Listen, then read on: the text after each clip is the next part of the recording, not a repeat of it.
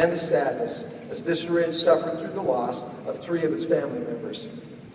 As I was reflecting on this year's accomplishments, I decided to affectionately label this senior class as the AAA class.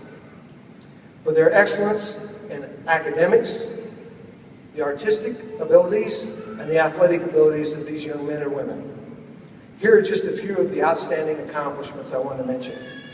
Academically, tonight we have 41 students who have a cumulative GPA of 3.5 to 3.99. All right.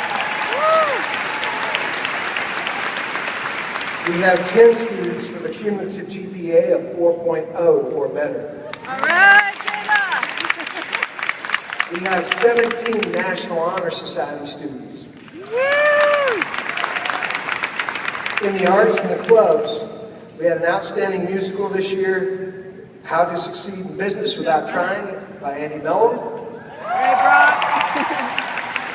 Our VR choirs received superior and excellent ratings at the CHASA competition. Our band members earned the Sousa, the Armstrong, and the Tilton Awards.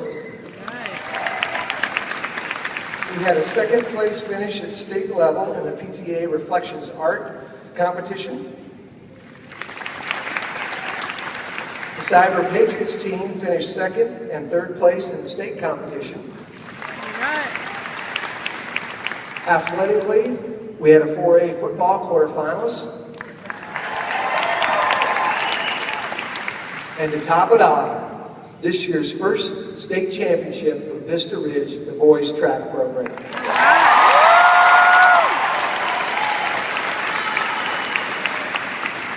Seniors, you have a lot to be proud of. We're proud of you at Vista Ridge and continue to bleed blue and black. Thank you so much. Now I want to introduce our valedictorian, Brock Moravsa. All right, Brock! Woohoo! Good evening, everybody. Now, I see no need to yammer along and waste a lot of everybody's time, so I'm going to do my best to be brief. But before we get to all of that, I think it's only fair for us graduates to take a moment to thank all the people that helped us get here. All the teachers and staff and family and friends who have been with us as we attempted the magical journey that is high school. Let's give them all a round of applause.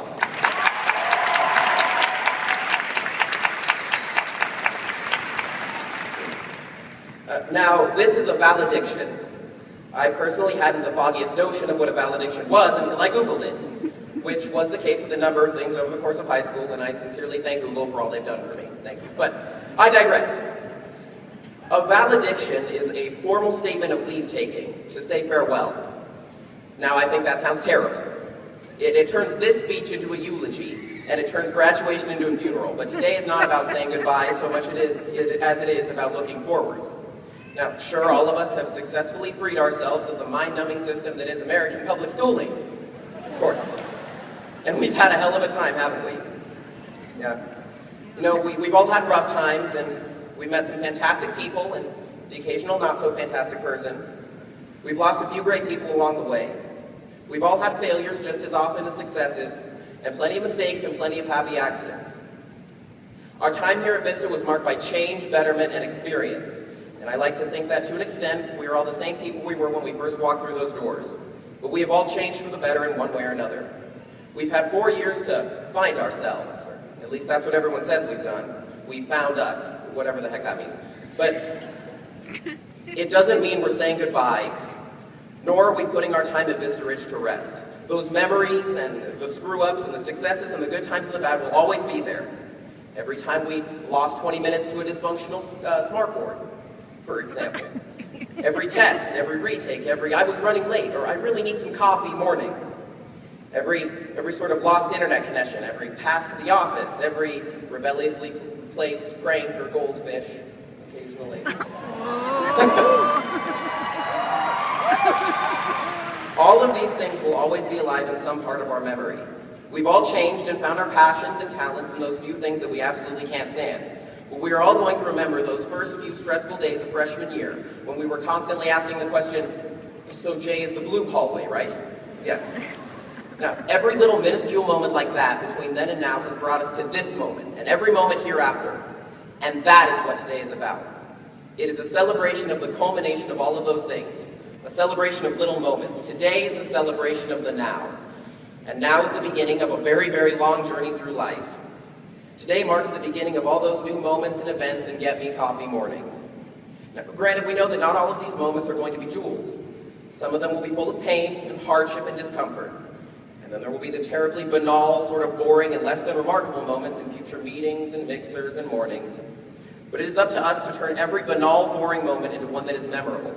We can choose to be happy and choose to turn our back on surviving in favor of thriving. We all survived high school, which is more than enough surviving for me. Now, I like to hope that all of us will go on to do great things for both ourselves and others, be they groundbreaking athletic victories, or newly discovered technology, or fantastic political campaigns, or simple everyday contributions to the greater good. We get a million more days with a million more moments to do something great, and I think it's our duty to do so.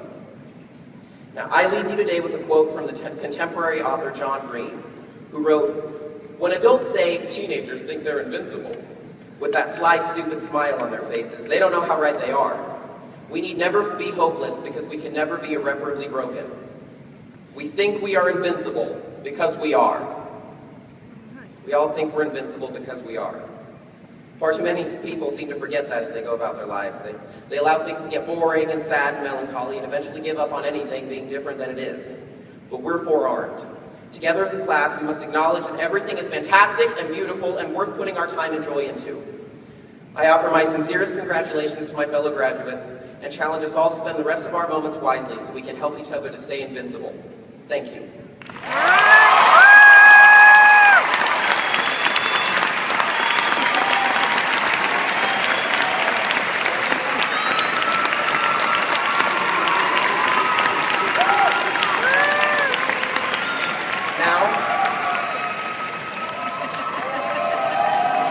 Now, it is my sincere pleasure to introduce Mr. Matt Admonson conducting the VRHS High School Band in their performance of Voices of the Sky, to be followed by Mr. Colby Burwell, our student body president.